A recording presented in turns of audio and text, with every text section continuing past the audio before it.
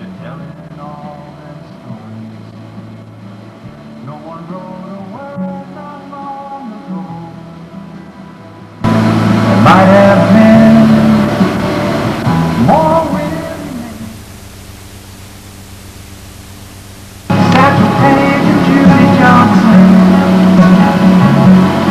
Why they played the game in such a special way.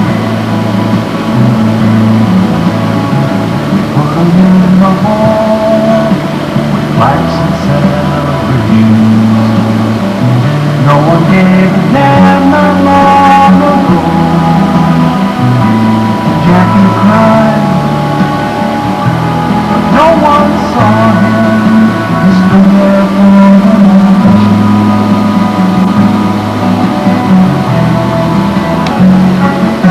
They talked about good old times back then, but the picture that they did has something lacking. 'Cause no one really knows what might have been. Such a different tune not long ago.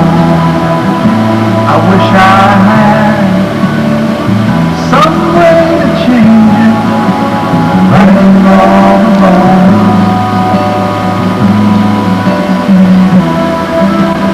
All I have is a song.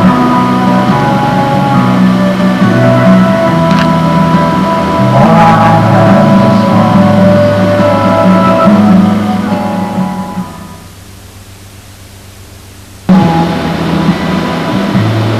Fields were closed, whitewashed desert, blacks did not belong.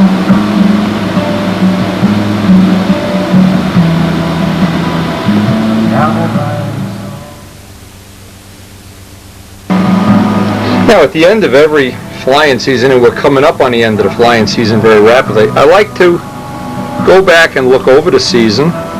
This was kind of a strange season because we really worked with two different planes. We worked with the carbon fiber wing plane, flew that at the Nats, and then toward the end of the year we got to work on the trim of the B-25. Now, we started off the season knowing a few things, and these are things we've learned in the past year, and I think you can use the same information on other planes and other projects. We knew, because of the semi-scale nature of the plane and wanting to have it as well finished as possible, we knew a good chance it was going to be heavy. Well, we didn't know how heavy that was going to relate to would the plane fly well. Well, what we've done since then is do everything that we possibly can to take care of this 86-ounce weight. And what we did, and I'm just going to summarize, these are things we probably did most of them off camera. I put smaller wheels on the plane.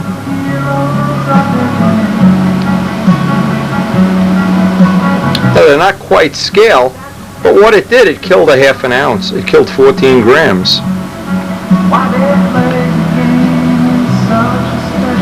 The Zetron battery. And what we did, that's roughly a half ounce. We took that and put it out in a wingtip as tip weight and threw the tip weight away. So we basically showed a half ounce saving, a half ounce saving. And you might be thinking, well, yeah, on a big plane like that, you're not even going to notice it. Well, that's not exactly true. In fact, I think the opposite is true, and one of the things I've learned is that the heavier a plane is, the more important it is to chip away at it and get these little halves and quarters and eighths of an ounce off. And the most important lesson from this whole 2002 season is, in dealing with a heavy plane, getting every little bit of extra weight off that we really didn't need. Now, one of the choices that we're going to have real soon, the motors, these motors are 9.3 ounces each. Okay, and there are already in the development lighter crankshafts available that'll get about a half ounce off, but it's a half ounce per motor. So let's just assume that real soon as we can get Richard Oliver to take care of that, Well, basically what we're going to do is we're going to wait for the end of the flying season, send him the motors. There's other reasons involved in it. But we think we really can get a whole ounce off here.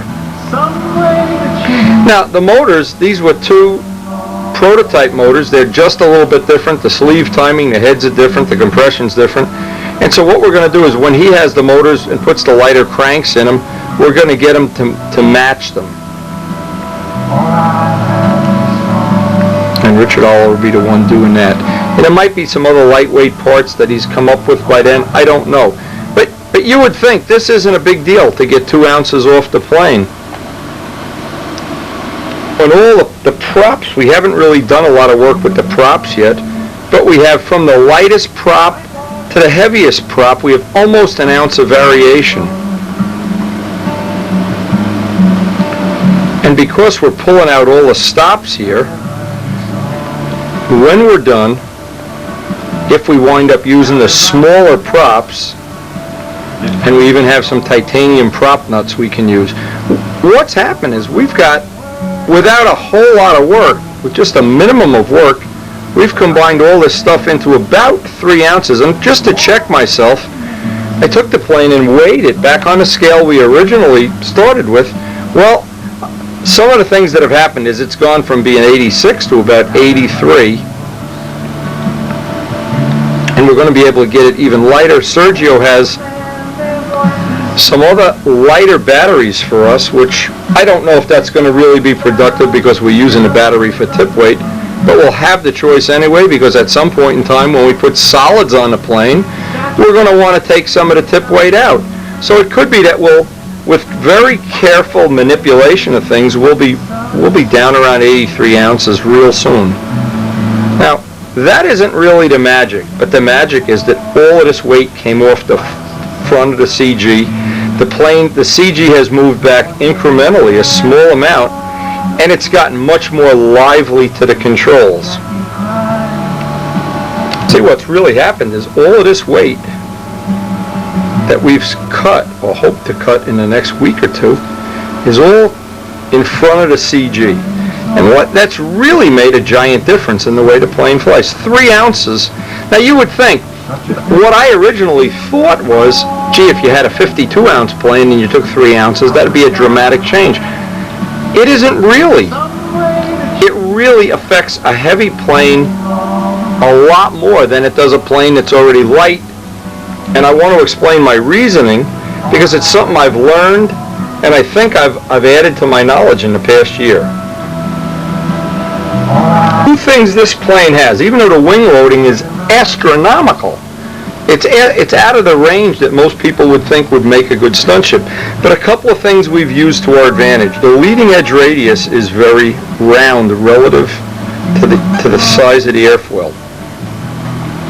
And I'm thinking, even on my next plane, and I happen to notice that Miss Ashley has a pretty blunt leading edge too. But one of the things I've learned in this past season is how significant a gain you can get just by making a nice radius on that leading edge. That's certainly a big thing. But the point was, when you have a heavy plane, and there might be other scenarios where this would or wouldn't work.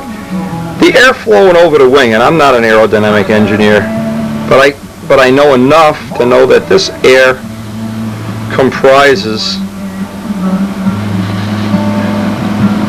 a low pressure area and makes lift. What happens when you deflect a flap?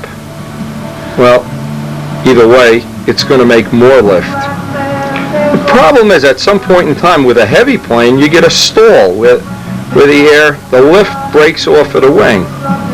And in the case of a heavy plane, that makes itself known as you come around a corner, it'll just drop or it'll shake. If you see the wing shaking, you know it's breaking the lift off the wing.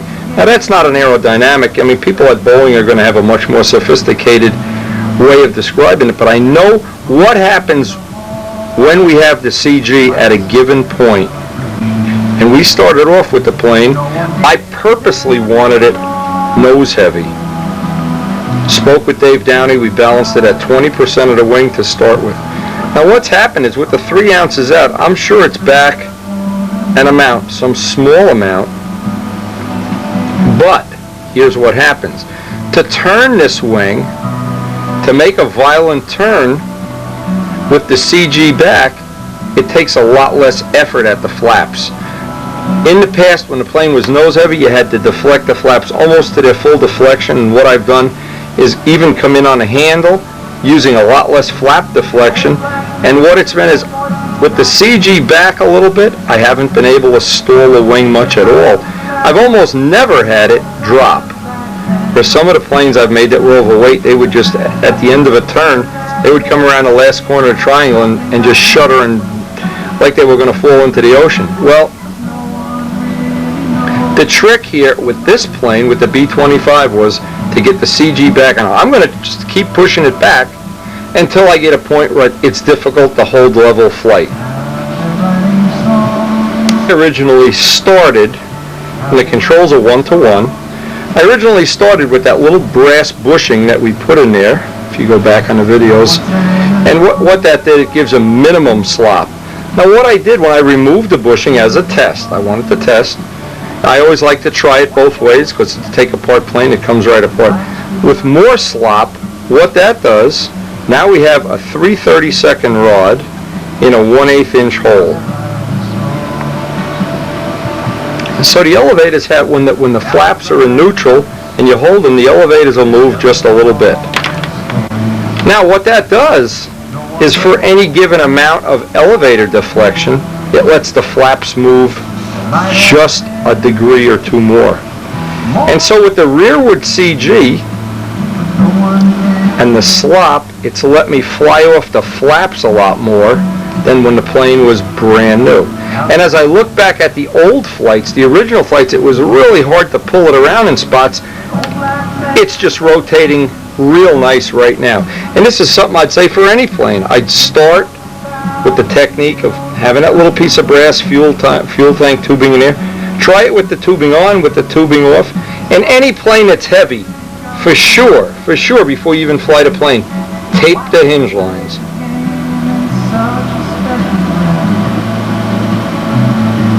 What I did on the first flight was just run the Zetron, make sure it worked, learn my lesson of if the inboard engine cuts out, the flight's over.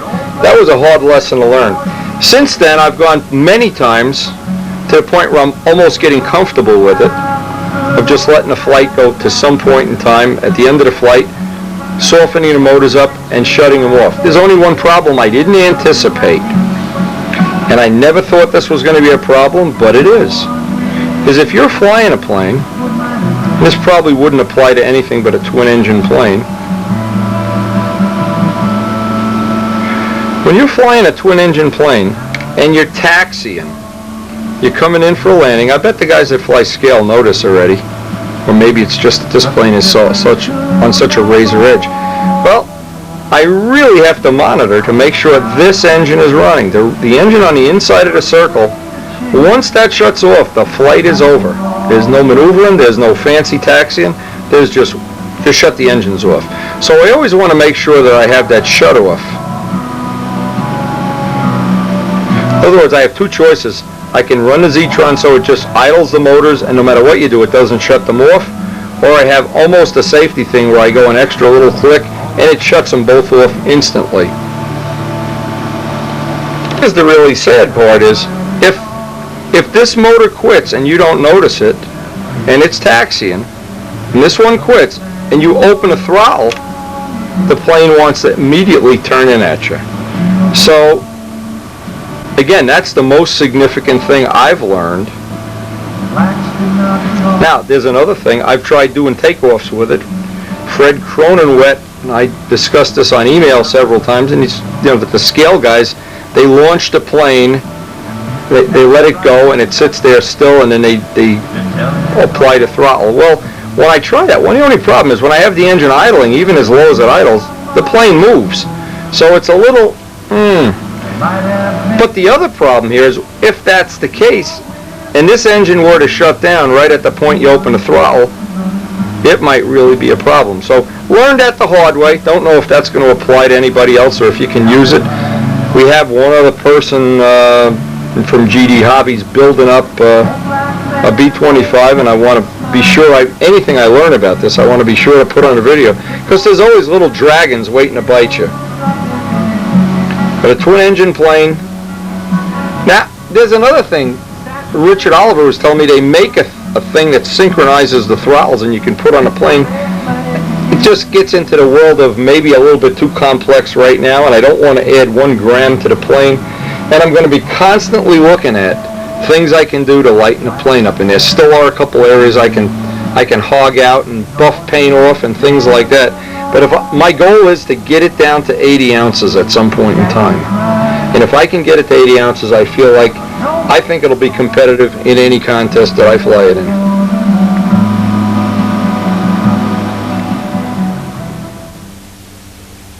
This is just one thought. I have random thoughts all the time during the day. I'm having my lunch, having a salami sandwich here, and I happen to notice this is this month's airplane of the month. And the more, this is the kind of brain I've developed. The more I look at it, the more I think, that might make a good sunship someday. That V, the dihedral and the stab and elevators would be something new to model. I have a feeling if I ever make another twin, though, I'm going to make just a different way to do the nacelles, molding them out of carbon fiber or molding them out of balsa or something. But just a random thought today. That might make a plane of the future, the Invader.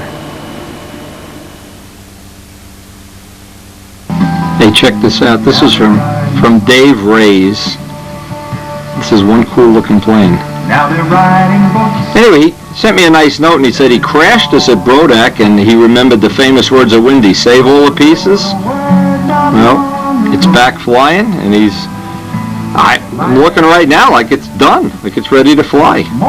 Anyway, special thanks to Dave, but we've got so many projects here and we just confirmed that Dave Midgley is going to be coming down with some aluminum molds to do some molding from the aluminum molds. They're out being Teflon coated now, so we're hoping we're going to have flaps and elevators and tails and things like that very soon. Anyway, in the meantime, it's just been raining every single day since we got back from England. We had 21 days in England without 1 drop of rain, except for a couple of drops in Amsterdam, and here we're buried with rain.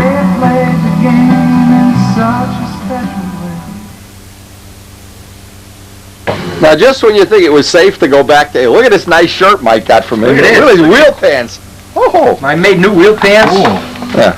So I get back in the shop this morning. Now here's the deal. This is junk. Here's the deal. Listen to this, Mike. I get all set up to make a carbon fiber gear. I got it ready to prep it all, and Jacobone comes over. So let's see what's new. And Michael is here.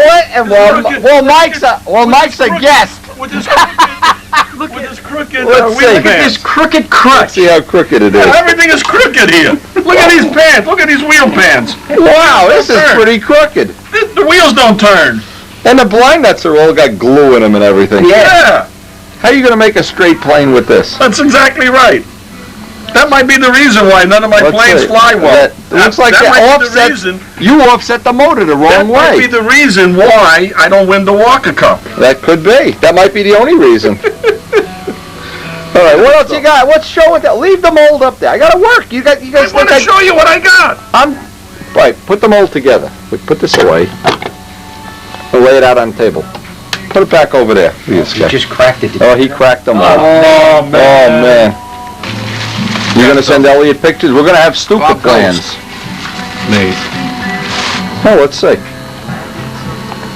Bob, good. I'll come over there and do it. What I'm going to do is send some of the pictures to Elliot Scott, who's going to make plans for the plane. Billy Suarez at our fall contest. For the engine. I can see a day like today, I can tell I'm not going to get much done. May as well take the gloves off. So what I intend to do It's going to be Daryl, Johnny Duncan, who is already cutting the wings for our 40 ship that we're going to be starting probably later this week or next week. He's cutting 3 sets of wings. Paul Drindak, our It's going to be like this. resident technician columnist. Actually, it was cut Al Knight with his Cardinal. like that. You know what I'm saying? Rich Oliver, who got to fly Miss Ashley. You have one of these. We're talking another one. Oh, it's a Stuka Gashwanger. Mike Cooper's SV11. Junker, 87. This was actually the B-25's first contest win even. But this early on in the program, hey, we're just happy it's flying, and we're gonna actually try to get out Monday, I still have one from when get I some was, flying. building. But we're basically at the end of the flying season. Then it's still raining out there, so Two of them. Bill Hummel, who we now have the plans to the hole mark. For anybody who would like to have the plans to the hole mark, we already have copies of them.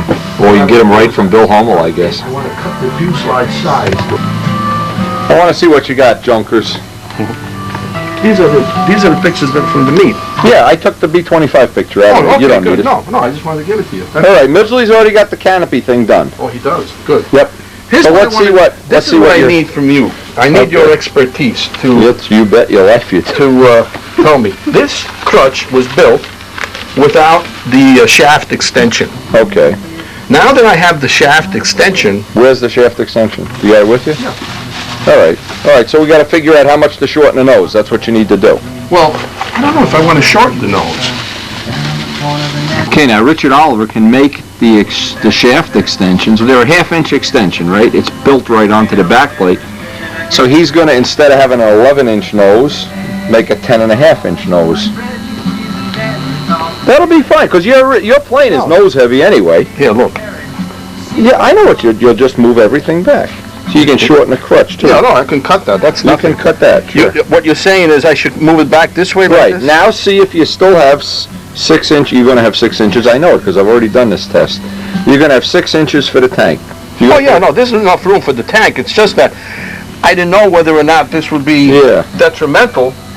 Now where are you gonna put the pipe if you make this? Look, I'm looking at the bottom of the thing, you got, Pipe fits.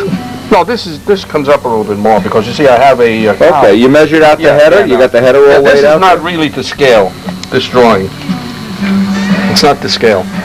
Kinds of problem. Okay, now, out of the way. What we're gonna do, we're gonna shorten, what Rich originally wanted to do, and this is a no-no, is put a piece of balsa wood here, I don't like that. So we're gonna we're gonna move the motor back. No, I wasn't. Don't lie to me! You're on camera, you can't lie to me! I was asking your opinion. I wasn't going to do that because So I then, wasn't tell me, didn't he whimper and whine Mikey? Didn't want to take the pads off? Oh, We're going to make a new crutch. No, we're not going to make it. We're going to alter this one so it's right. And we're going to cut out some wood here so that the motor can move back and re-drill everything out. It'll be fine. So, remember, no whimpering and no whining. So, this is to allow for the half-inch extension that, because he did his homework before he did it, then didn't find out Richard Oliver already has these extension units made. It's a home. Now what Rich decided to do here to make it real easy, just reverse the crutch and put the motor, cut the motor out, filled in the holes with some little scrap, and this way he said, because you gotta understand, with Rich everything is an economy move. Rich is looking to save the environment. Don't cut another tree down so you have new motor mounts. And see, this is why I'm not rich. If he just buy a new set of mounts, I could become wealthy. All right, a little bit. He put a little bit of oil on the blind nuts. Less them, it'll be here to make a proper crutch soon. So not a rebuild. This is like the first crutch I've ever seen that's been rebuilt. And he has no shame whatsoever. You're lucky I like you. It's no shame whatsoever. You're lucky I like you, Winfred. I wish that was reciprocal. Karen's getting us bagels for lunch, so behave yourself and you'll get a nice bagel with maybe a little extra butter so we'll have a sense of humor this This is where afternoon. I can get my arteries man. clogged. All right, and then you just need to put one more piece of wood in the back. Like he's got the only crutch in the world with motor mount bolts at both ends. Oh man. But anyway, you did save the crutch. That's probably the only half-inch piece of wood he has in the shop.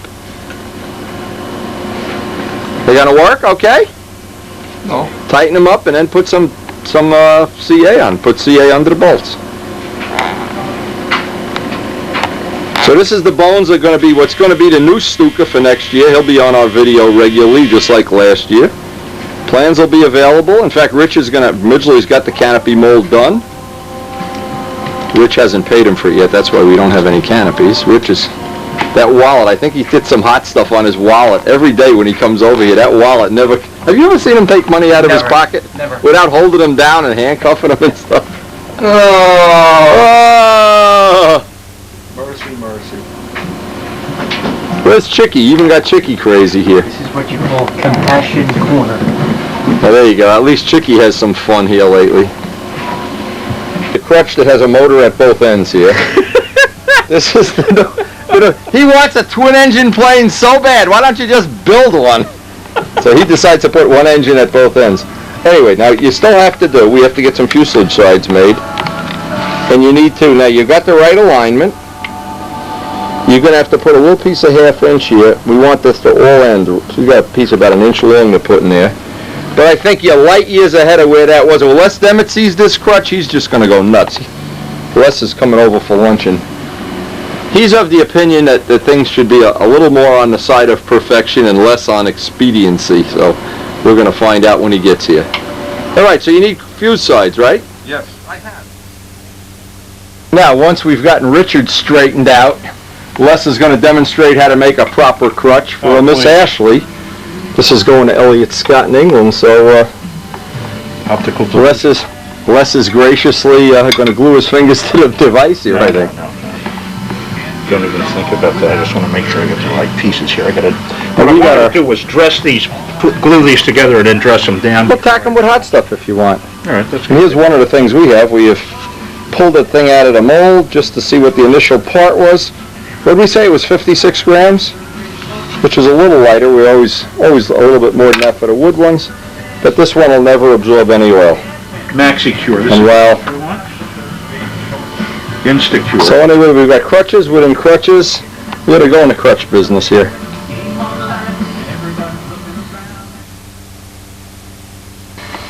Yeah, Les did one heck of a job on finishing up this crutch, and this is the nice thing about working off a really nice plan. Elliot, of course, has done the plans. Now, when we laid out our carbon crutch, and the wood crutch, the carbon crutch is about 10 grams lighter. That's beside the point right now, because you could, of course, jury rig this any way you want and drill holes and lighten things and drill holes. But all we need to know is that we're either the same or just a little bit lighter. That'll work for us. Tomorrow is the last contest of the year, and we expect the rain out. So I guess we could just going to have to tough it out if it rains tomorrow. Now, it's been a long season, and we really have enjoyed every minute of working with this. There's more stuff coming up. We're going to try to get the Webers into the plane by the end of next week if the weather permits. Do some testing with the OS Maxes that John Pothier has supplied us with. And it'll just be, and most of all, we are starting to build virtually every day now. So we're getting into the building part of the season.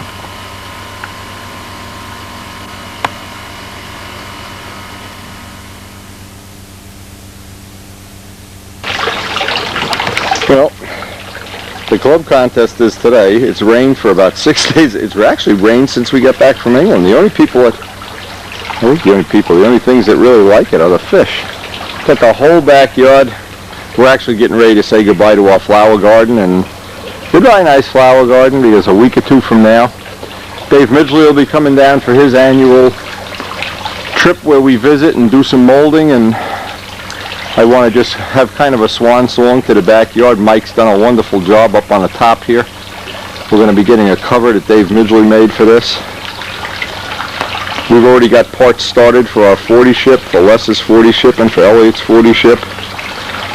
But like I said, I don't have a lot of hope that we're going to have a great contest today. Maybe we'll sneak one in, but usually our club field on a day like today is a pretty muddy affair.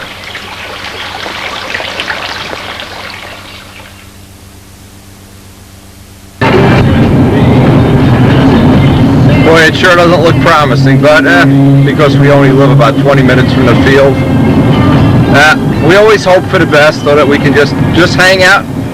A lot of times when it rains, we just all go up to the diner and hang out, and that turns out to be a lot of fun too.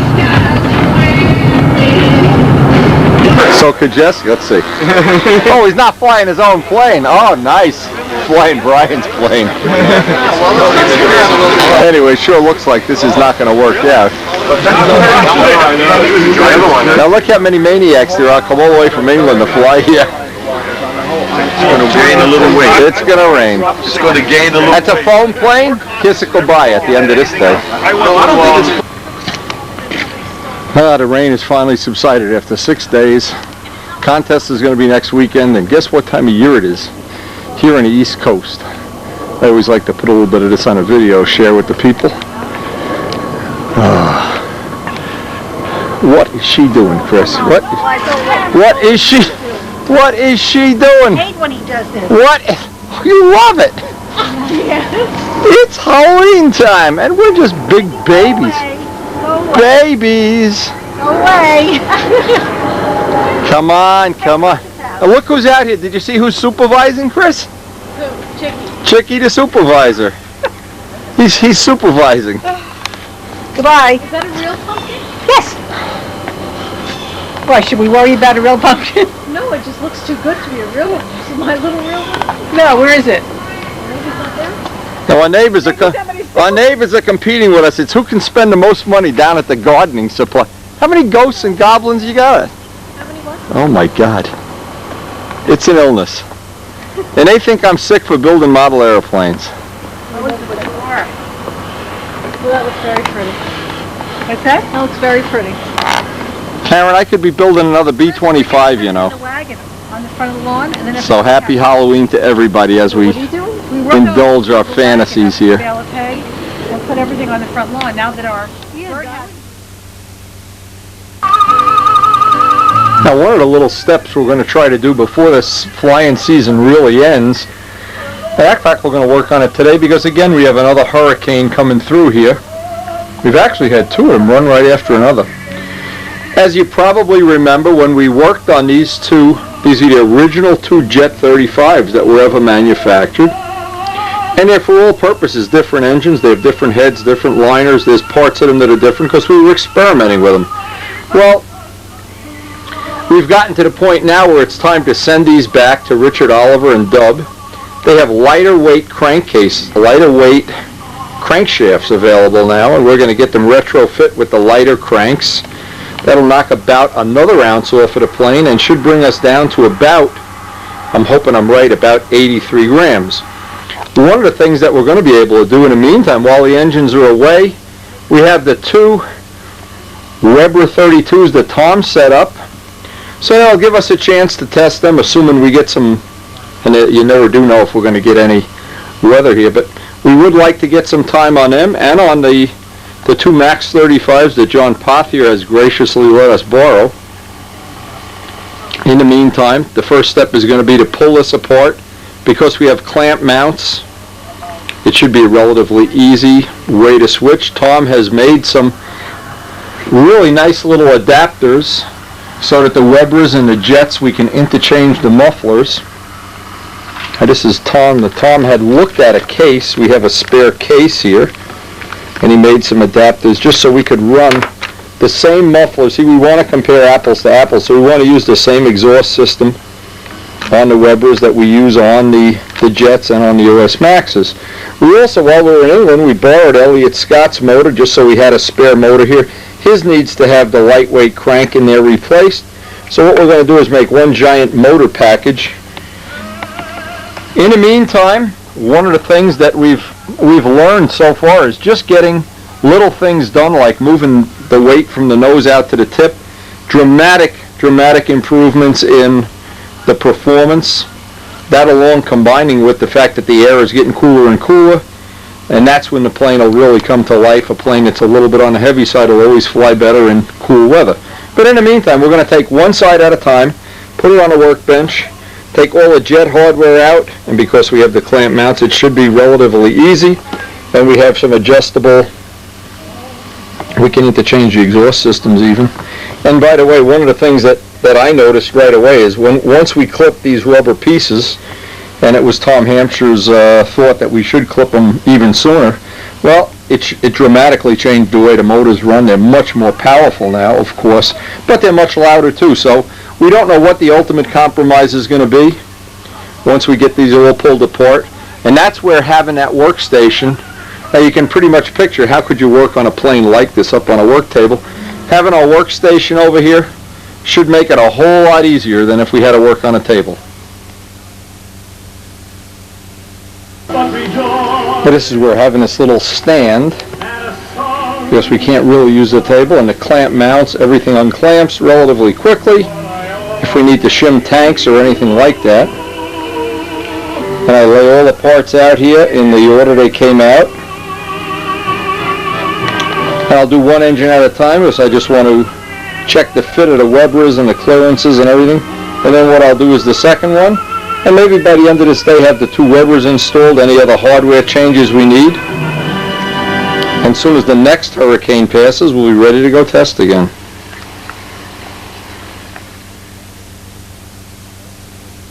Nice to keep all the hardware. And by the way, this little filter that we got, well, filters from Richard Oliver, those are just priceless. They clean up real nice and easy. That's what we're going to be using permanently from now on. I need to see if I can get another set of these elbows. I liked it better when they were longer. It just kept a lot of oil off the plane too, if I can find a set. What we really want to do is even use the same props, so we know we're in the ballpark with the props. Now when the Weber's are in here, the total setup should be about an ounce lighter per engine. When we get the cranks back from the motors with the replaced cranks, the total weight will be an ounce difference. So we'll get to see what the performance gain is in very small increments. And when we get to do the max 35s, it's really about 2 ounces per engine. But I don't know, there may be a point where the plane becomes tail heavy and then it's kind of counterproductive. Anyway, having the little towel to hold all the bolts and parts, that's a big help. And whenever you're working on a twin, what I try to do is keep them separate, the left from the left, the right from the right, so I don't mix up all the carburetors and all the little adjustments and screws and everything for the Zetron and the servos. So I'll get a separate towel out on the other side for the other side when I work on that side.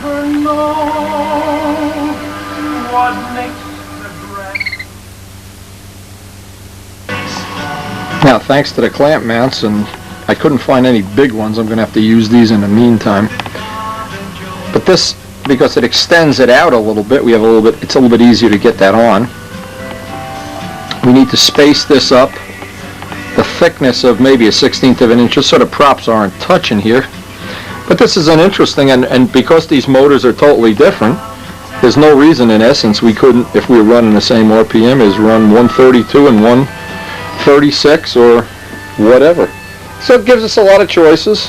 And of course the next step is just retro, and while I had it out I shimmed the tank so we may get that in a little better tune. Little by little, all these little, a step of doing this, a step of doing that.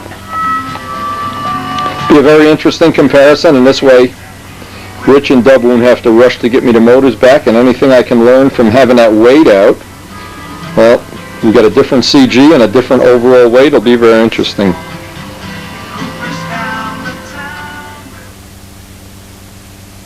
The table starts to look like a junkyard. It's unbelievable.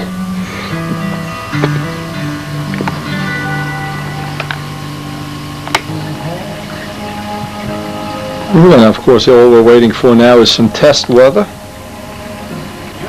And we'll get I guess, some idea how these Weber's are going to perform in the B-25 as soon as we get some weather. And it doesn't look like we're going to have any in the next couple of days.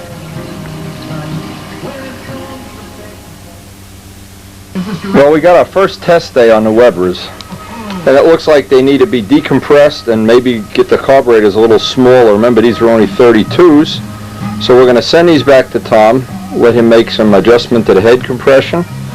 But at least we have some good ballpark numbers on these motors now. And the next one I want to retrofit in here, I need to do a little drilling and tapping to get these. These are OS Max S's. These are the lightest of the motors. They're not Schnurley motors. But I need to make a little adapter or something like a way of getting this on. May have to drill and tap some holes there, I'm not sure yet, to get this on. That's the only part that looks like it may be a problem. Again, we knew right in the beginning this was going to be a lot of making shims and parts and whatever, but thanks to the clamp mounts and thanks to the way we can get in there and shim the tanks real easily, this part of it, and I won't belabor this on video, but it just makes it real easy, real convenient to do a motor swap. And we still have to break the Maxes in too. That's the next step before we install them in a plane.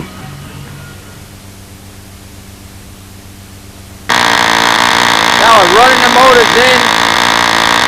The way Tom suggested, he's gone through them.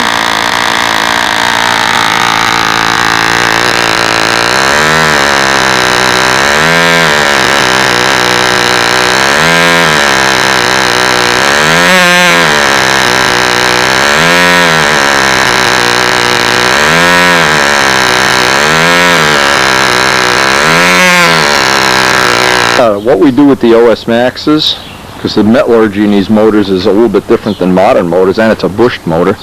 Let it cool between runs, run it 2 or 3 minutes, nice and rich. You can see all the oil coming out of it. Oh, that feels nice. We let it cool down. I'll go do some work downstairs for a while. Just let it cool. Once it comes back up to operating temperature, cools down to ambient temperature is what I meant. We'll run it again and try to get maybe a whole, that's a 32-ounce tank. Get it in about 5, 6, 7 increments of runs about 5 minutes each. I don't think that's real critical, but letting it cool warm. 2-cycle, 4-cycle. A small prop, that's an 11-inch prop, 11/4 cut to 8 inches, so there's really no load on it, and just let it cycle hot. 2-cycle, 4-cycle, 2-cycle, 4-cycle. And the only thing I'll have to do is drill and tap 2 little screws in here to adapt my little mufflers on, and I think we'll, maybe not today, but before the week's out, we'll have these in the plane, and so we'll have the Weber testing at least started, and the Max testing started. And remember, the objective here is to find out which is going to be the weight of the motors is why we're testing them. If we were not in a situation where the plane was already overweight, these motors make the plane a little over 4 ounces lighter. And even the Webers, where they're only 2 ounces lighter, you can feel a significant change in the performance right away, as soon as you do a wing over pull-out. So we're learning more, and this is all part of development while we get ready to start our 40 project. And Les has 2 40s to break in today if he gets here. His mom's not been feeling well, so if he gets here, I'll leave the test bench out for him, and if not, I want to thank John Pothier again for the loan of his motors, and they are looking like they're going to be 2 really nice strong motors. Tom said these were really jewels.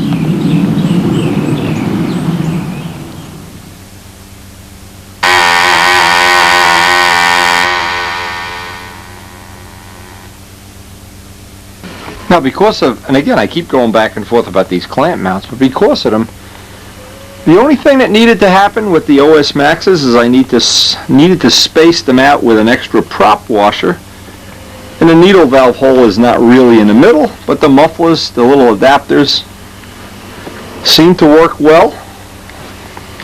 Now we'll have the Webers on the way back to Tom for his. He's going to do some lower compression heads, maybe some smaller carbs, get those a little more like the tuning that we're looking for.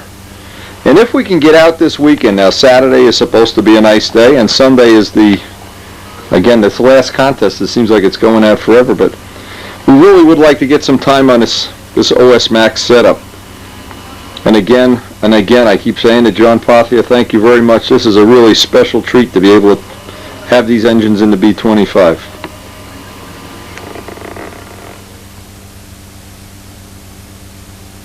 Today's mail from Ed Captanelli. He's got an OS LA46 and a profile Brodak Cardinal. Wild paint job. Wild paint job. Ed's a good friend for many, many years, going back into the 80s, and he's had a couple of health issues lately. We hope he's well on the way to recovering and mending, and just keep building and flying, and gets you through a lot of tough times.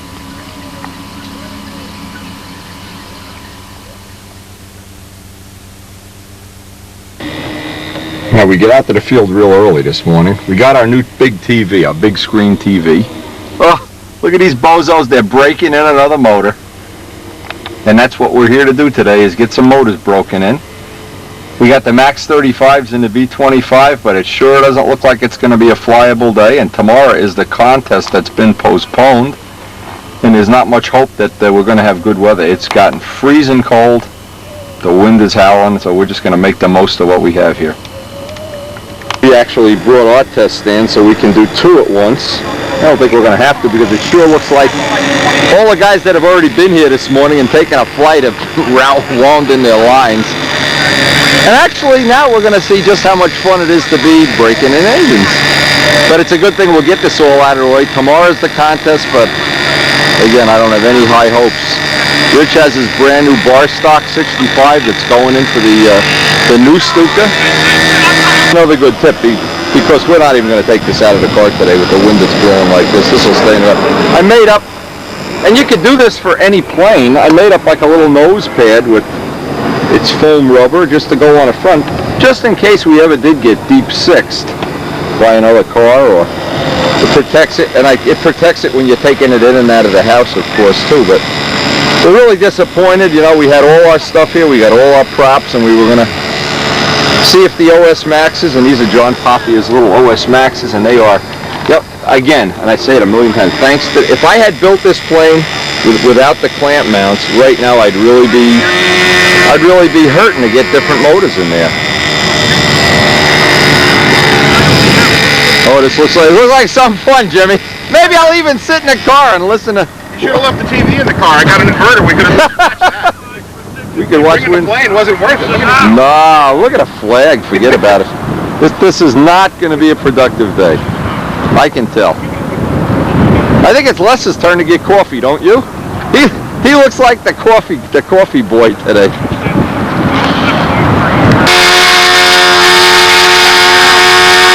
Rich Oliver made this really neat thing, telling how he wants the engines broken in. And so we have 4 of them to break in today. What a thrill this is going to be. Look at the smoke flowing around. Look at the smoke.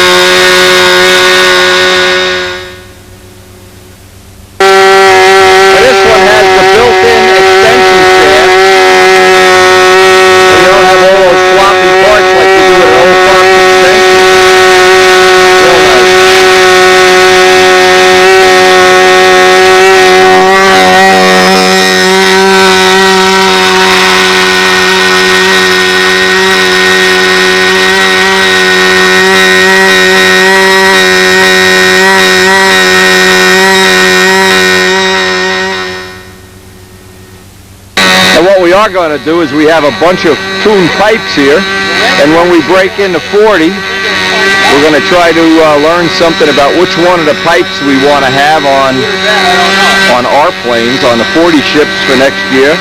It'll be one more little piece of data we can put into the database. We have I think it's a 51 pipe of Richard Oliver's. We have a Brian Ether 51 pipe and a Brian Ether 40 pipe. You know, we're gonna find out when we're done which one of the pipes we want to ultimately. We're gonna make our own Teflon mold, of course, and make our own pipes. But the biggest reason is because we want a reliable supply. I don't want to ever be waiting in the mail for anything to come. I want to be able to just make as many of the parts as I need as possible. And all the people that are on my little test program, and we have a reliable source, we never have to wait. It's like the Richard Oliver engines. You get them right away. It's a really important thing. I'll show you what real men we really are. The wind and temperature got so bad, we're going to break the engines in the garage. Even Les had blue lips. Now, one of the things we're going to try to do today is we're going to break into 40 with a small prop, and then we're going to transition into a part of the test that we have 3 or 4 different pipes. I think Les has even one more, because we want to come up with what's going to be the design for our mandrel and our rear end, which we think we're going to probably, Richard Oliver is going to come up with some design that he's happy with for the back, and then we will make the shells for our pipes anyway. I don't know if he's going to want to use them or sell them or what, but we don't. Right now we want to be able to make our own pipes. So we want to decide, and there's very subtle difference in these. The numbers are very well published on what usually works for most pipes most of the time, so we're just going to try to come up with whichever one works the best for us. We'll record all the RPM readings, try some different lengths, the longest of which will be about 18 and down to about 16 and a half. Somewhere in there, there should be a spike in the RPM. And then we'll have some good beginning data for what's going to be our 40 plane. Now see, what we're trying to do is a day like today when there's a storm coming in here, not many things you can do in terms of modeling. The leaves are falling off the tree. We have to cover the pond soon. But one of the things, we definitely can get some of the parts ready. What we're going to be doing for next year's plane is going to be, we're going to be developing this 40 design, and we'd like to have as many of the little pieces done, or the little subplots, making the pipes, making the tanks. We got a carbon fiber tank in a mold right now that's drying. Sooner or later, we'd like to have all the little things that we're going to be making. We're going to hopefully be molding up some carbon fiber spinners on the video. We're going to make carbon fiber wheel pants. A lot of things in the next couple of videos. So, actually, I'm almost glad we're having a storm, because I'm really, boy, the sky is gloomy. When the weather goes south here at the end of the season, boy, does it go south in a hurry. But anyway, the next step in our thing is going to be to break in the motor and get exactly, Les is making up the header right now, what pipe design we want to have for our upcoming 40 pipe plane. Now, step one is always going to be, before we do any pipe testing or any pipe length testing, is get the motor broken in as per Rich Oliver's directions that come with the motor. That's going to take basically about an hour. So I'm doing other things at the same time, charging up the battery on a motorcycle, just letting that run a little bit while I have the garage empty. Then we're going to pull this into the garage, so even if it rains, we're not going to not be able to finish this. But boy, we sure didn't miss anything. Boy, that trees are blowing around here, and it is cold. I have a feeling tomorrow is going to be a write-off. But again, if we can get little things done, all these little steps, see, a lot of people don't do this. They just want to do like right now, they'd be waiting to build a wing. Well, I don't have the cores, I don't have the sheeting, and you're just waiting and waiting and waiting. Well, there's always things you can be doing to prepare for that. And in the worst of all worlds, Les can start carving up the wheel pants to make the molds for the wheel pants. So never waste any time. If you can use your time efficiently, boy, even if you can get some little tips off the video, that's always a good thing. Even on a day like today, we're going to wind up getting some things done. But we're not going for a motorcycle ride, that's for sure. Now, you can't make this stuff up. Believe me, if I could make this up, I'd be a wealthy guy. You notice the motor isn't run. Well, Les made up a gasket for the exhaust.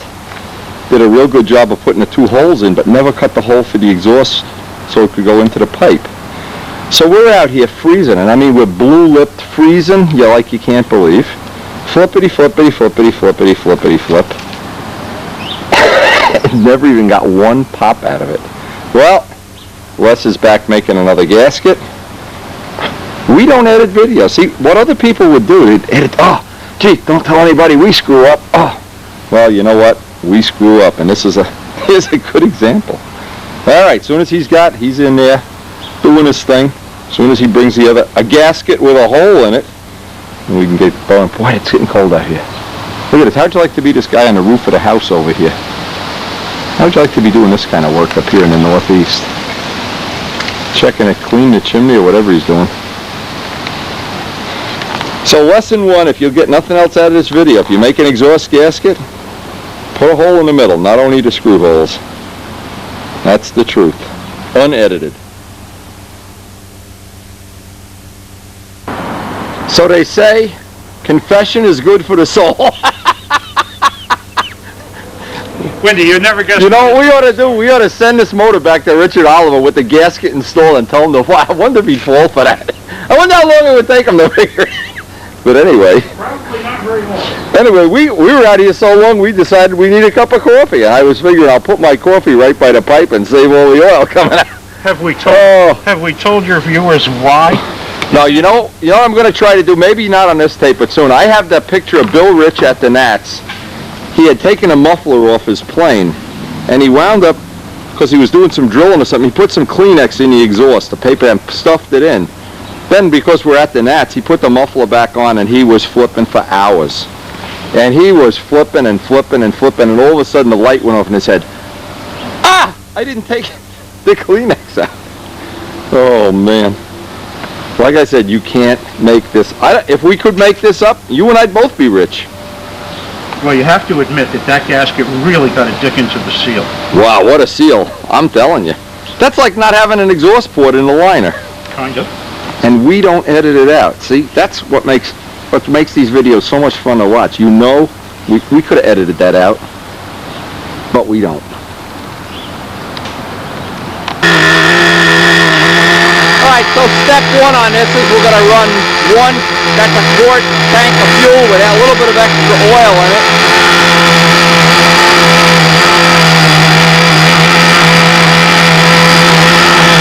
And then we'll be ready to start Mickey Mousing around with the pipe.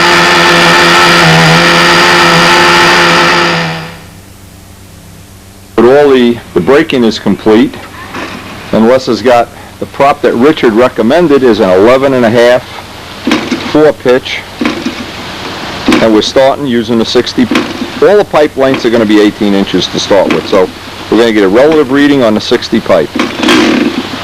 It's still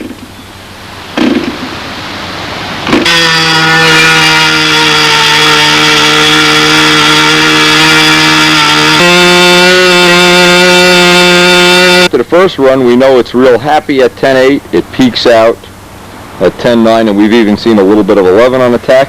We're going to take that pipe off and put on the next test pipe. 18 when they were going to be. Put a little spacer in there, that's all. We got spacers. What do you mean spacer? So keep the baffle at the same part for the whole test for phase 1. And phase 2, we'll start shortening it. Well, my point is that with either of the ether pipes, we got to cut them if we want to get 18. Oh, cut them. Yeah, you're not going to run anything longer than 18, my God. It's never going to happen. Now we're ready for phase 2 of the test. As soon as he gets done clipping all these zip ties. I wish I had the zip tie concession for the world of stunt here. Okay, baby. Tie concession. And by the way, that motor, as we're getting more and more time on it, is just getting, wow, is that getting nice and smooth and loose, and just the way it's been starting on the first or second flip every time. Except when we didn't have a gasket, hole in the gasket. We didn't have a gasket, we had a baffle. We had a baffle. The all-new Rojet no exhaust port engine. Now we get the third pipe to test as we're recording all the RPM readings, and Les is just as happy as can be. This is the kind of stuff, it just eats up an afternoon, but when you're done, at least you have some real good You all done there? Am I all done there? All right, he's done, he's ready. Test 3.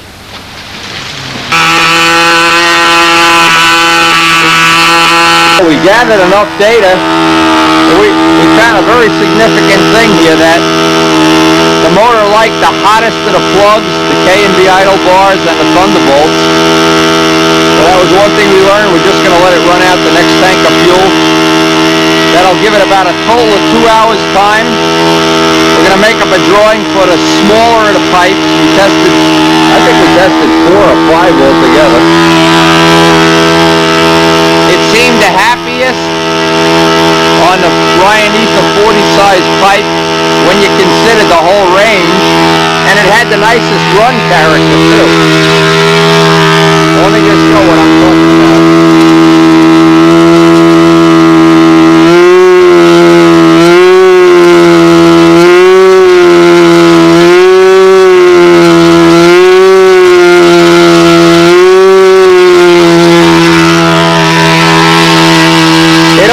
Seems to like about an 11.5-inch 2-blade drop. We got the best range with that. We're going to go make up the drawing for the pipe and see if Misley can make up the mandrel this week.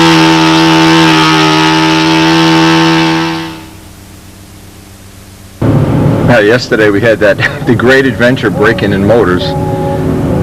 Anyway, the weather report for today is possibly a nice sunny day. I don't know. It's, again, this is the rescheduled event that we had for last week, and it was rained out, but this will for sure be our last contest of the year. And from this point on, we're hopefully going to get some full-time building in. Maybe a couple more days of flying to B-25 if the weather holds up. But this time of year in Rutherford, New Jersey, this part of the country, the leaves are starting to turn. The field will probably be really pretty. Mike really takes care of the field this time of year. The trees are changing colors, and it's kind of pretty. Next weekend, Midgley's going to be down for his fall visit, where we're going to do some molding, some composite molding. That should be very interesting. He's got some new tooling made up. He wants to make an all-composite ship too. This is what the field pretty much looks like after 2 hurricanes have gone through here. What do you think, Pete? You going to learn how to swim today? Yeah, I got my golf shoes with me. Yeah, this is not a great day for white sneakers. Oh, they slip out there. You can tell we got all our construction worker clothes on. I found out the last time I was here. Bring golf shoes. This place is boot weather. Yeah, boot weather. I'm not complaining. You're in boot camp here at the Circle Burner Field. Looks like we're going to get a good day, though. A good day being it's not going to be another hurricane. The objectives today is, and boy, look at the trees. I don't know if you can see the trees yet. They're really changing color. It's cold, but it looks like we're going to have a nice day. One of the objectives here is we want to get as many people as possible to get a flight on Rich Oliver's test motor, the side exhaust. It's a Rojet 61 side exhaust, and we've been flying it in Strega. We're going to try to get a few of our test pilots to get a flight today just to see. Boy, it looks like it's going to be a night. It looks like we should get over and fly the bomber today. The heck with the contest. Anyway, we're going to see more. The guy flying right now, Mike Cooper, he's just purchased a Rojet bar stock, so I don't know. I don't think he's got it in there yet. So we're going to have an interesting day, and we'll hopefully get some information on the Rojets. We know the little 40 is going to be in the bank. Midgley's already making up the mandrel out of solid Teflon for our tune pipe, and we will have a dedicated 40 size tune pipe probably in a month. And boy, after the weather we've had the last couple of weeks, the rain, the hurricanes, the high winds, and then the 3 or 4 really cold days, just good to be here. Good to be back out in the sun. He's got a custom truck here. Got a nice airplane. Not exactly the place I would be bringing my custom truck to, the mud puddle of the century here. All right, so Brian's got, boy, what a cold day, huh? You got nice wet feet here. You got wet feet. I got holes in my shoes. Can't afford a pair of boots. Okay, this is Richard Oliver's 61. You guys got the lines and handle and everything here? Okay, good. Brian's the test pilot. Good. Well, we don't. All we need is a body out at the middle of the circle, Brian, and you're it. Brian's. Yep. Mike, is there anything better than having an old plane like Strega, an old friendly plane? You give it to Brian, he says, don't worry, I won't crash it. But I put the jinx on him now. Are those lines full length? You're going to fly into the fence there, aren't you? There's Ashley lines. Oh, they're long. You're going to fly right into the fence. You better check the length before you fly it, boy. No, man. You don't got to worry about the fence. Where's Sleepy? Did you see Sleepy? Worry about the flagpole. A flag? He's going to hit something here. I don't know how many years of test modeling this thing has been, but quite a few. Because the new gasket that at the very high, very high mileage. Your shit happens. High mileage. You getting? You must have gone nuts. Oh, we were laughing. Well, I made my other crust.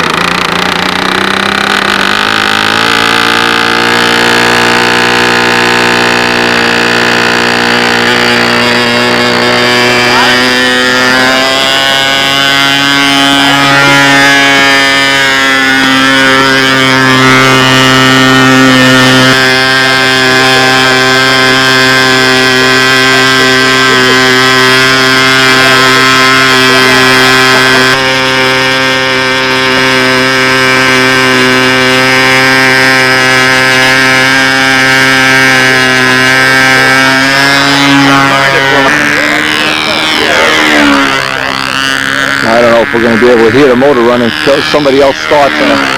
starts an engine up. Ooh, that sounds nice.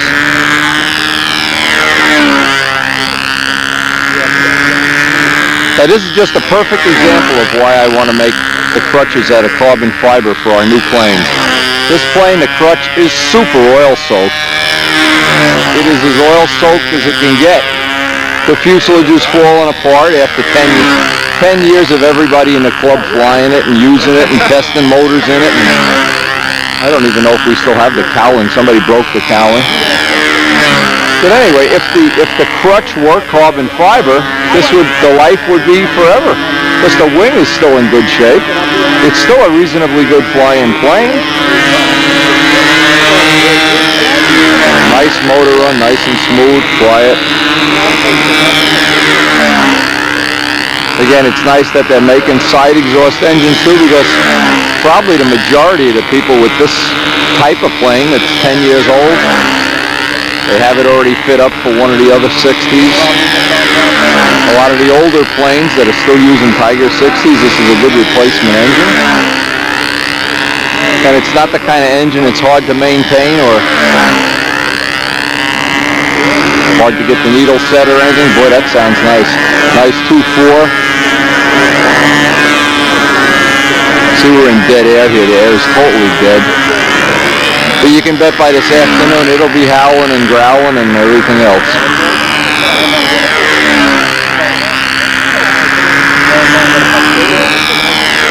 And we really were pleased at the end of the day, even especially after we cut the hole for the exhaust gasket. We were very pleased to see the way the 40 finalized out, and we finally, after all the pipe testing and shifting and moving and everything,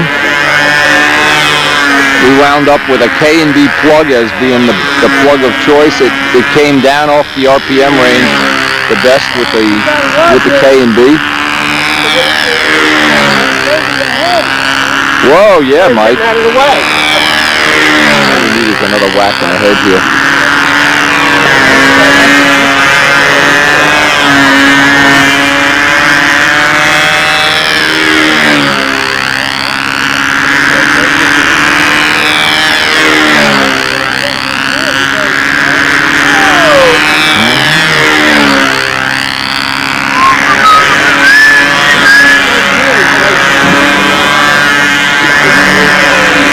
And we're hoping real soon we're going to have some video from Richard Oliver. He's working on some video stuff. He's also, I suspect, very soon going to be adding to his website, maybe putting some pictures of planes out there and stuff. You might want to check that out from time to time. Our website is almost totally rebuilt now. Pilot's meeting will be at 10 o'clock. 10 o'clock for the pilot's meeting. Ooh, they're getting nasty. Well, I thought I was going to get a practice flight, but obviously I'm not. This is going to be the last flight before the contest. And it's a fun contest, local contest. Everybody should be just happy that we don't have any hurricanes going through here today.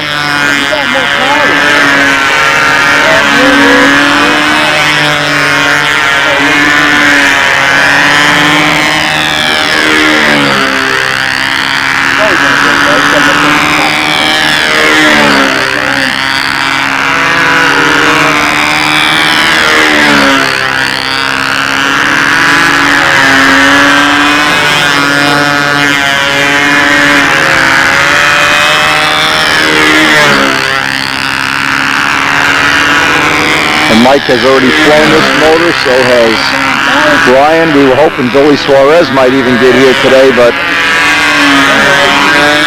his mom is sick, and I think he might not even be able to make it today. But again, we'll just play it by ear.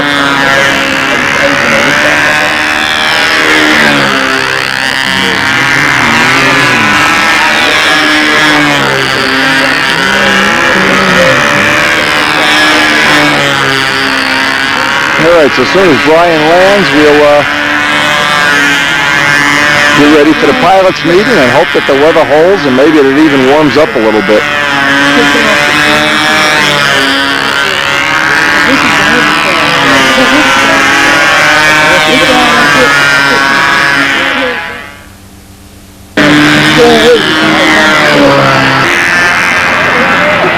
said because Al Knight's wife is running the contest, they're going to let him get a test flight on Richard Oliver's motor too. Here's what's good about having a test plane. You can just go one right after another. And since Al's already got a Cardinal already built, this would be a drop-in for his Tiger 60. Hey Al, that motor is a drop-in for a Tiger 60 too.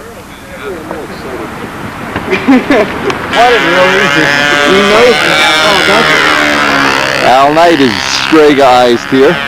By the way, John Brodak's Strega, that is the kit, hopefully will be out soon. He's got his personal Strega already in silver primer. Expect to see some pictures of the John Brodak Strega real soon.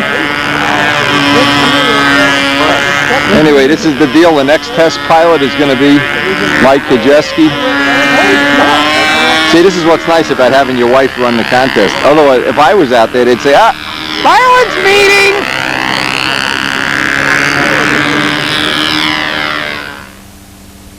Another Cardinal. Another Cardinal.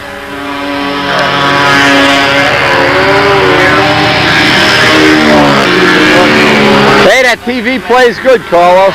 No. That TV plays good. Man. You really surprised me. You like that? As I'm on the phone with him, leaving a message that his damn TV doesn't work, I figured out how to make it work. He leaves me a message that is so long on my voicemail on the cell phone. I ate up his whole voicemail. I'm ready to cut it off. I'm out of minutes. Poor Strega out here. Wear out my poor plane.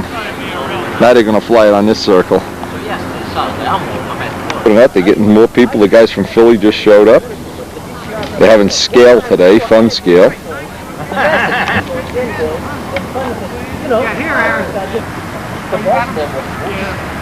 That's a true story. It cost them $10. I got a call like that about batteries once. Yeah, Ted's here. Oh no, he's here. So we're going to have a nice day. I can feel it warming up. It's up to about 30 right now. Frost is all melting. Brian, buff that up for appearance judging for me. I need to get maximum appearance points today. I thought I'd get my still got a chance.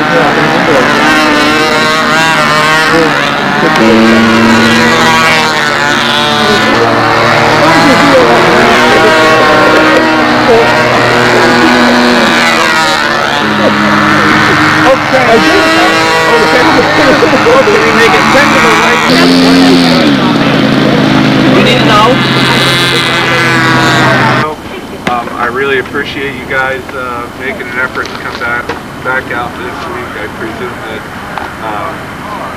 all of you that got your green ticket got your $5 discount, right, and all that. I just have a few issues before we start flying. One thing I noticed during the part 1 was we had a lot of people traversing the field during the contest. I really would like to see anybody that wants to move around.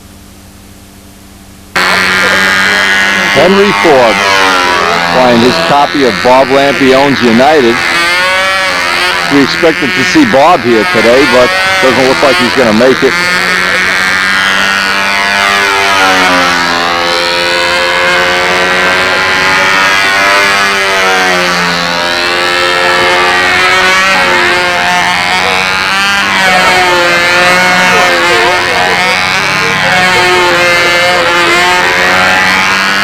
So we got about 10 or 15 minutes. I think they're going to let the guys practice one more time, one more practice flight. Contest will start, and it looks like we are going to have a reasonably nice day. I am totally shocked. But it looks like it's going to be a nice day after the weather we've had. Oh. And the exhaust gaskets we've had. Huh. I feel like I live up there with Ken Claxton. Ken, keep the cold weather this year. I want to have a nice warm winter, be able to get out flying once in a while. Les is finishing up the drawings today for the 40 ship. He may have them here this afternoon. He said he's going to have them finished. We're going to get copies made. Anybody would like a copy of the drawings, just contact Les by phone or leave a message on my machine. If you want to build along with us, the wings are already available from John Duncan, and the plans will be available by this afternoon, I'm assuming. And any composite parts we make, you'll obviously be able to buy them at the usual way we do things in the shop. Just order them and let me know what I can do for you.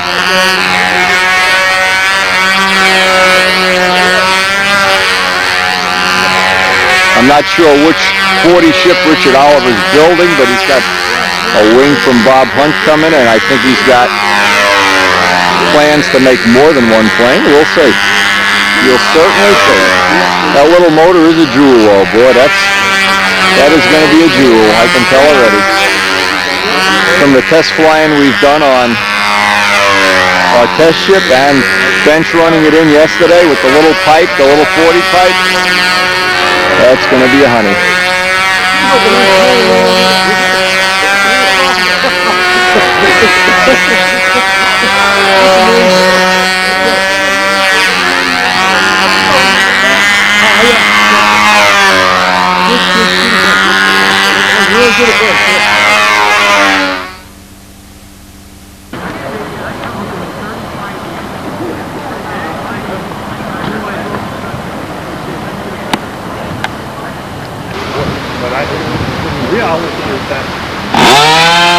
Be the first round of expert, first flight in expert.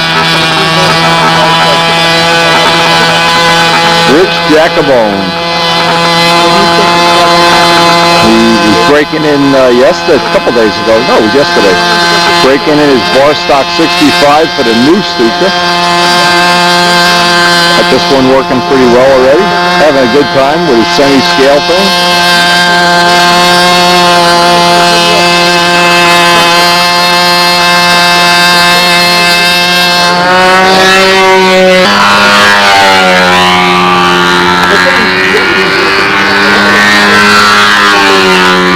Looks like we just started to see the beginning of the wind coming, just in time for the for the contest, as it always does. It's beautiful all through practice, and then you get to the contest and the wind is howling. So it looks like we're going to see some wind this afternoon.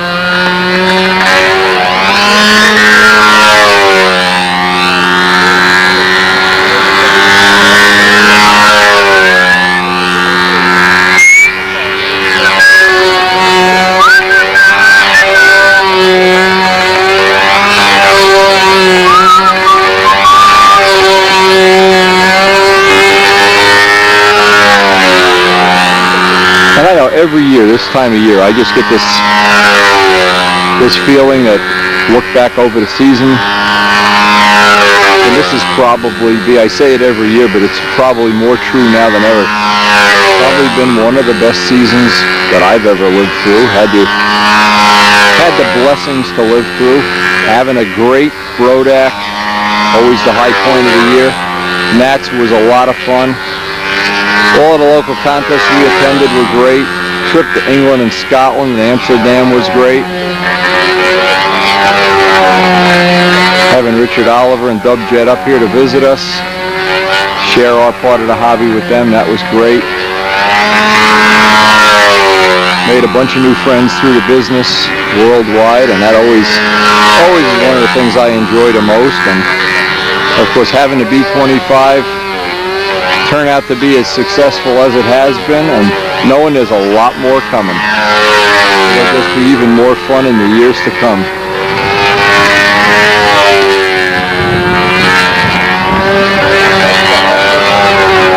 Yeah, you can see right now, it's gonna, in about a half an hour, it's gonna get to be a really, when the wind comes up this early in the day, by the afternoon it gets really cool, really dangerous. I just hope we don't have any accidents.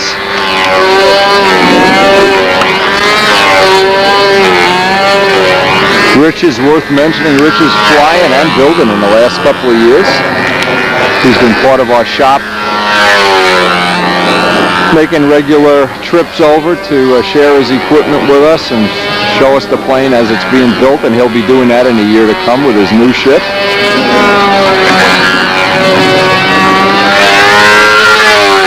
And and now with the bar stock 65 Roadjet, I expect he'll be even more competitive than ever.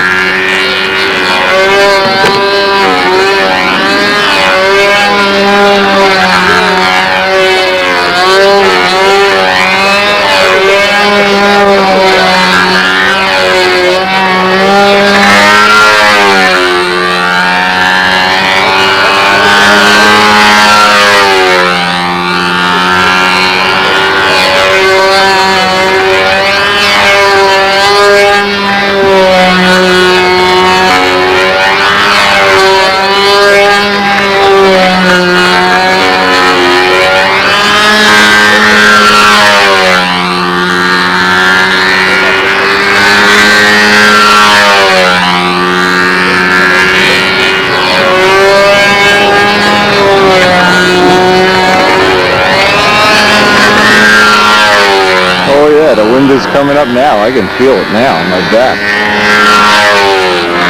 Let the games begin. Oh boy, and this field, when the wind starts howling like this, can be downright dangerous.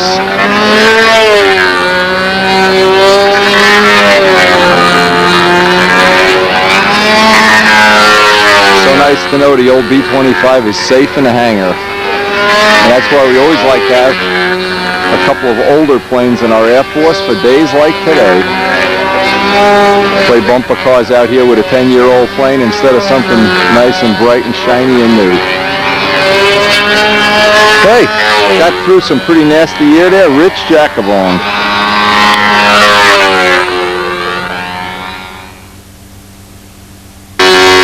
Dan Banjak flying his Miss Susie Q.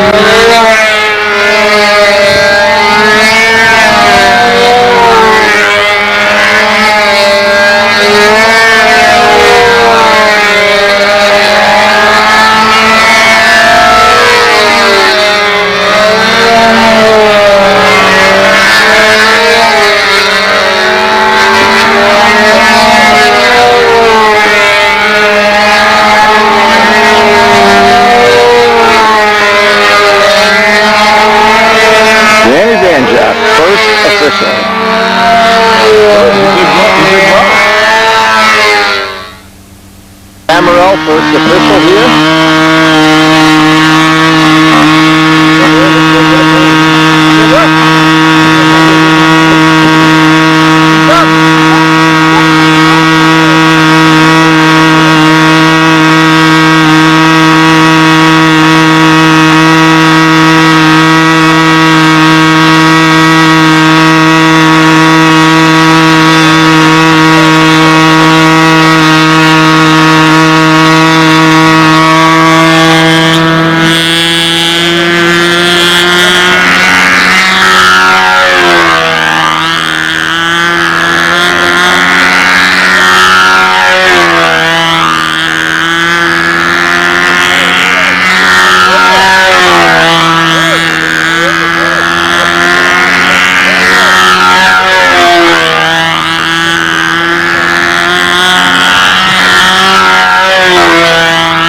I spoke to Mike Estella, our club president, this week.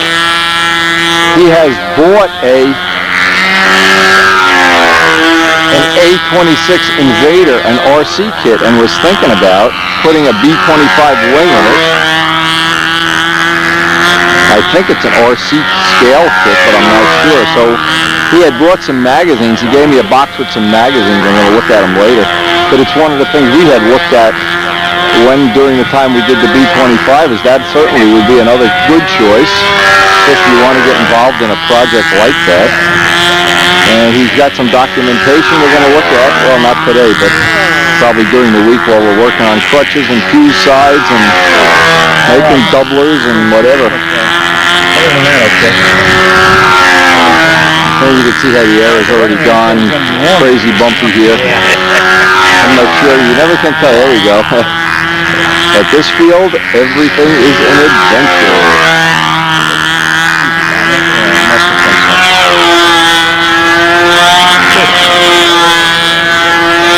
Wendy's really a bitch today.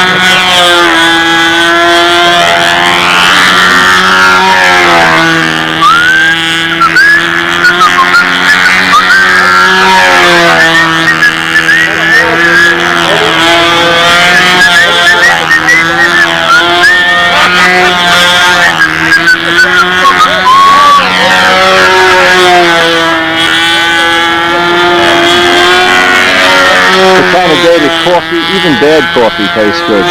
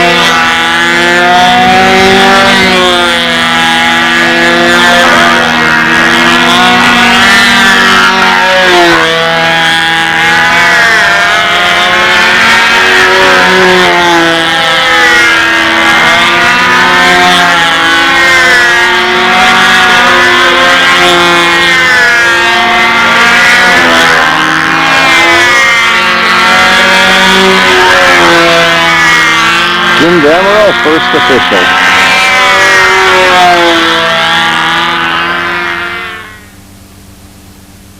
Yeah, but don't look at the sock. The sock is wrong. Look where the sock is going. Doesn't work that way, does it? You had the best air of the day, Hank. Wow. Lampion, you're up. Now that the hurricane is in full force, poor old Lampion gets to fly.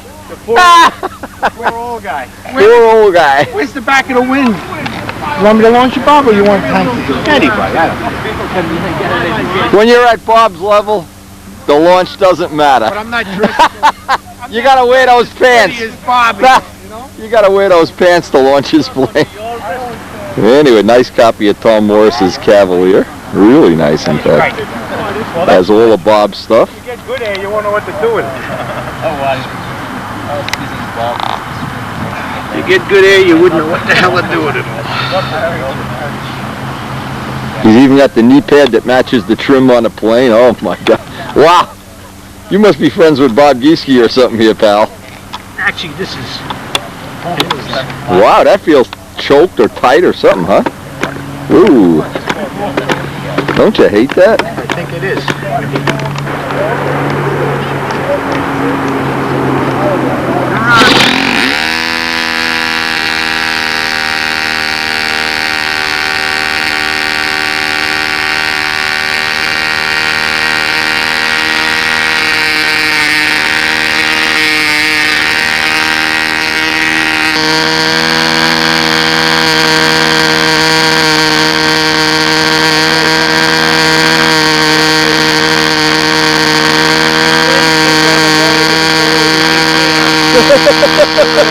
I saw the half of that flight.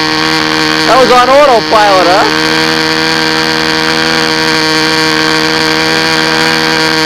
Usually the little planes fly better in this than the big ones, too. Bobby Lampion. One of the style leaders of the event.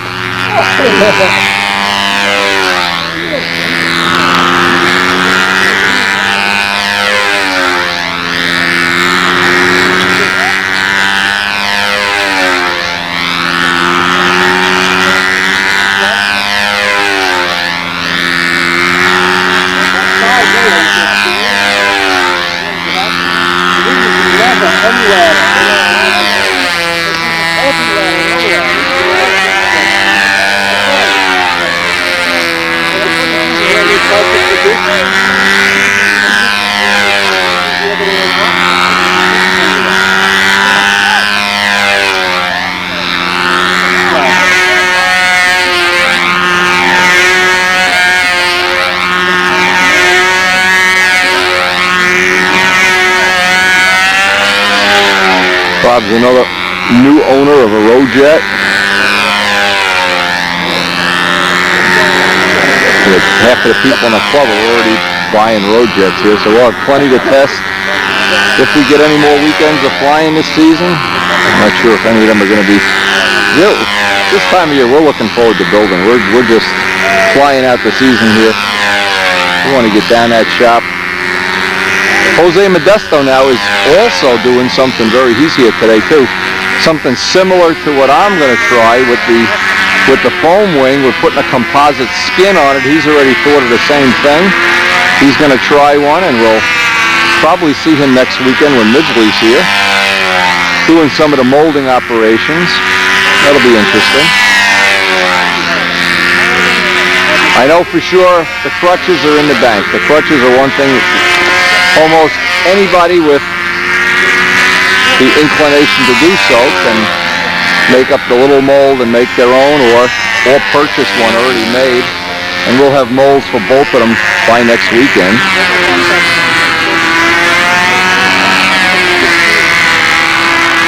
But it's a part that, boy, if you could only get it into a plane that wasn't soaking up oil every time it went around, boy, that would be so nice.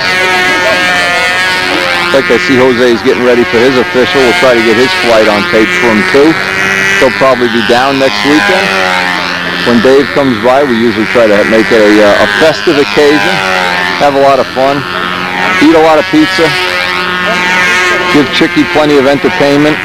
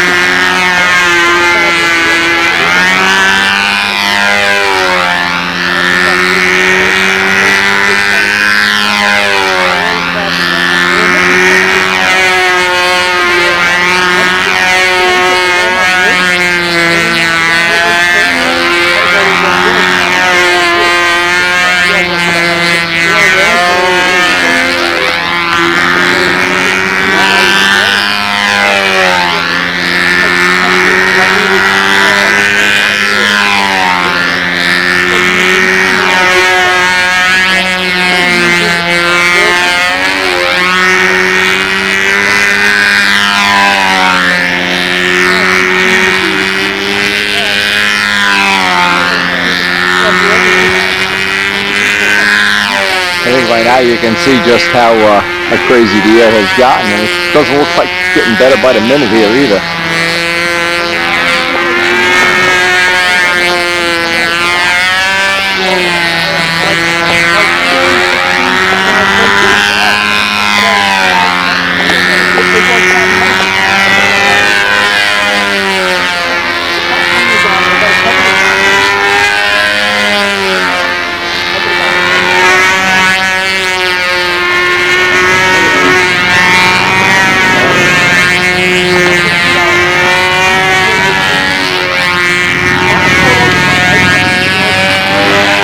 Bobby Lampione, 1969 Nats champ. And arguably the most stylish, good-looking guy in the world of stunt. At least if you ask him, that's how it works. Is that him in the John DeTavia? Now, anybody may not know that Bob Lampione at one time was a legend in his own mind here. Look at this. God almighty. Flip it over, Sleep. Let me see. Let's see the This is, I mean, I got it. Hey, Lampione, you used to be a pretty good-looking guy. What happened? Too many pizza slices, huh? There you go. Welcome. I got it. Bob, look at this. The ultimate. It's balls. See this 52 ounces? 52 ounces! What'd you paint this thing with, cement? Holy mackerel! That was the light version. This was the lighter of the two.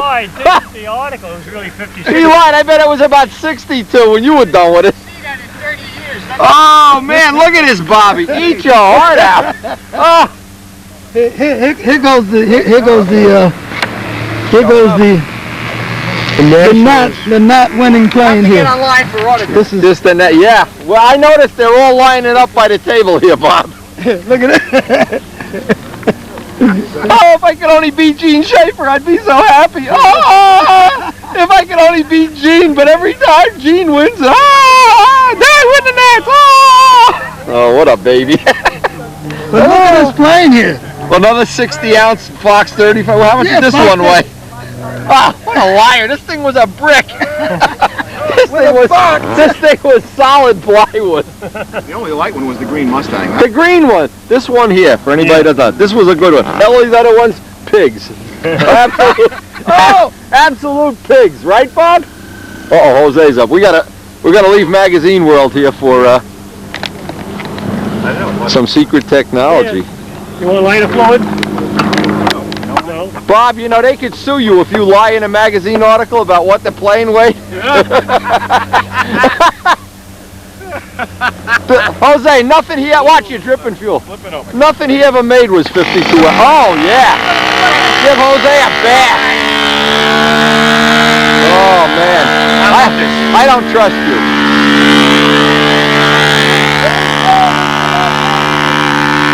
All right, this is going to be Jose Modesto, first official. Looks like maybe he's got a gap in the air here. I don't know. You never. As soon as you get up and do a wing over, that's when the gap in the air ends.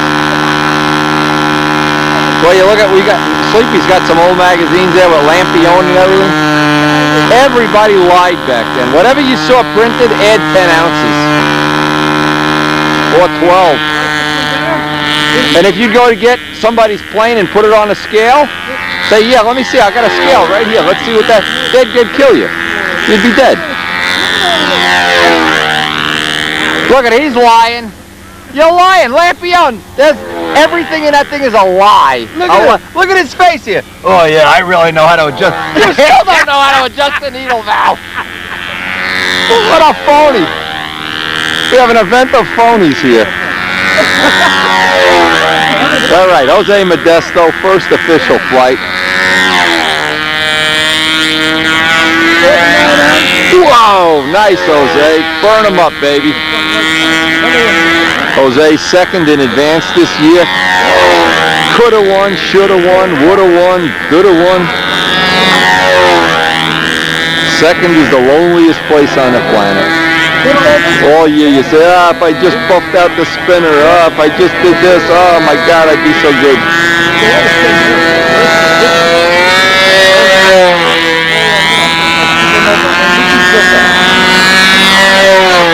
Oh, we're going to see what Jose can come up with on this composite foam wing thing. Maybe he'll even bring it next weekend. With some food for thought. Enough people, John Grigsby, I think, has already tried this. I gotta call him and find out. I'm sure other people have tried it, but the point is a lot of times you try something and you're only missing one little piece of the puzzle. And you don't get the result you wanted. Well, we're going to find out one way or another.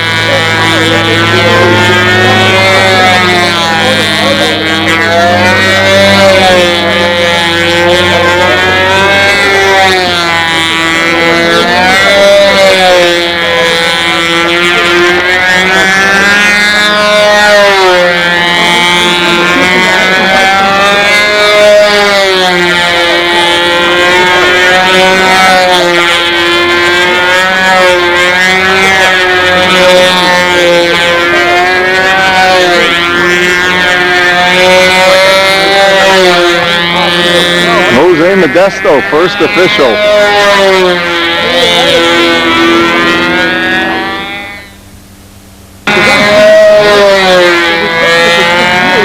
coming up on the end of round one in Expert here. I think everybody's got their first flight.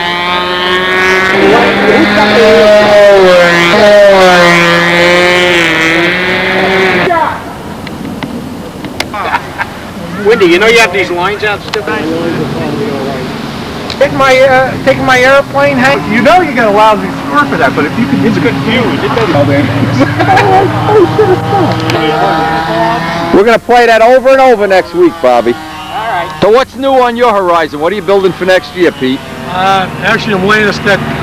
Oh, the camera's on. Oh, the camera's always on when you're around. That's why... Now, what are you building? Come on. 46 stray gun. Okay, good man. Yep. 46 stray straight gun. from Elliott Scott's plans? From yours. All right. Plans for yours.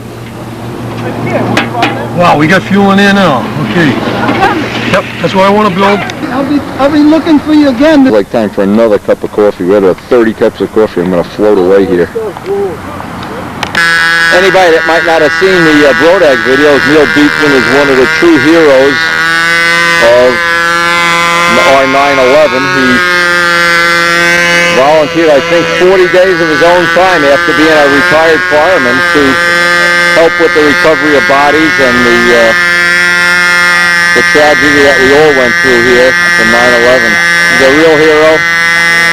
He's going to fly his twin-engine plane in advance. He's got two little, looks like OS Max 15s, or maybe they're 25s, I can't tell. What are they? 15s, okay. Very neat little plane, too, by the way. It's your right on the judge. Yeah, the Fox 35 on his Falcon, and I We won't count for the cookie. We can do it after. One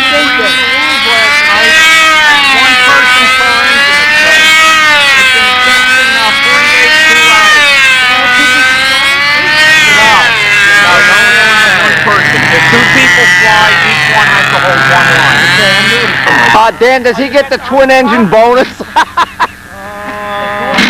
Only if he puts his finger in a prop.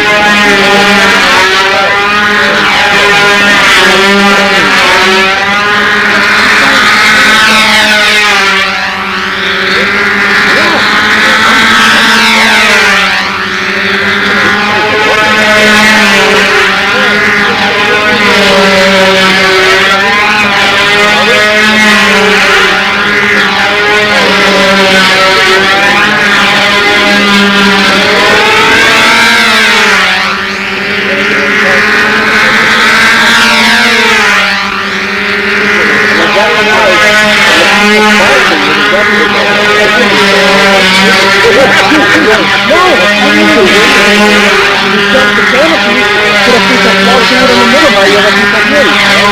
Yeah, absolutely.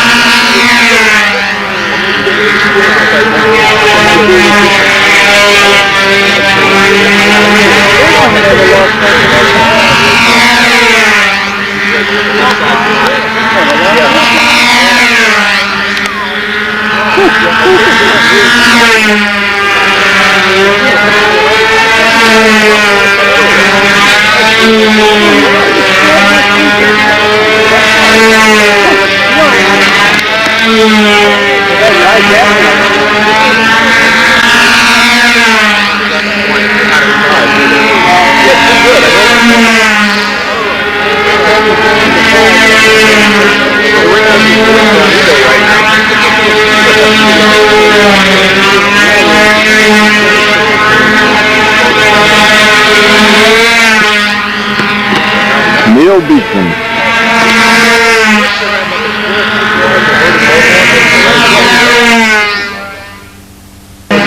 Sometimes they cut the canopies and make a single piece.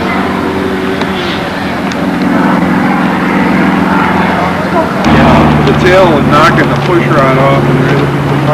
As thick as that is, you wouldn't think it'd flow down very far. When are you going to fly the auto gyro? The wind calms down later. About 7 o'clock tonight, that means windy. But when the wind comes, this doesn't handle a wind well? No, it doesn't. You know, I wondered why they don't have real auto gyros in this day and age. There might be a message there. I wonder if they're trying to tell us something. The rudder's been repaired. Yeah, I know. Among other things. Should make this out of carbon fiber so you could kill bugs and stuff with it. Well, that's a precision tool. You could shave with that combination, cut the grass. When you're done repairing it, it's got to be balanced. Yeah, Kajeski, you'll see this. He'll put it on his lawnmower. It's got to be balanced. It doesn't have to be perfect, but it's got to be balanced. Flying bird at the mole, that's all. Well, that's not balanced. Yeah, who needs Kajeski? We'll fire him and hire an auto gyro. There you go. And it flies. Start the scale event, but we're almost out of tape, so we're going to continue the scale event and probably whatever we can get around to before we have to leave. We're going to be leaving early. Let's push your bike.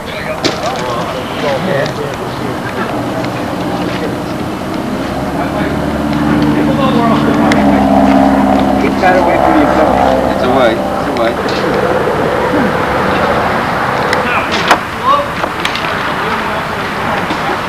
All right, just hold it like that. Now I'll try this here. Okay. Try it with that one now. The planes that we're scheduled to repaint for Frankie over the winter. We'll probably do that as part of our shop series, but he's going to strip this all down and this will get a new Brodak Cub Yellow finish.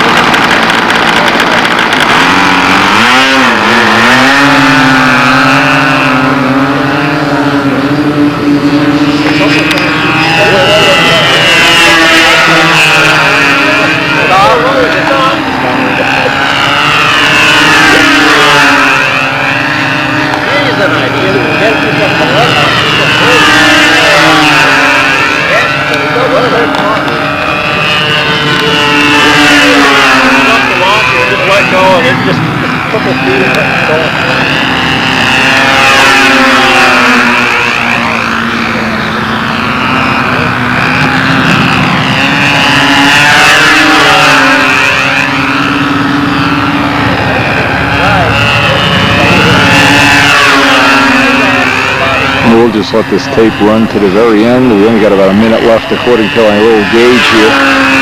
But we will pick up some of the footage after lunch in round 2.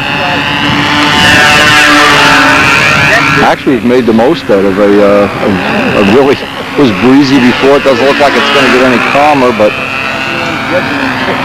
enough people got to fly Strega and got to feel out the road yet, so we'll see how that's all going to pan out in the afternoon.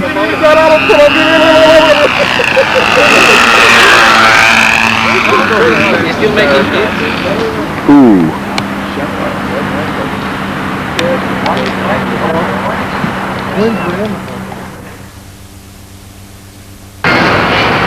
See you on the next tape.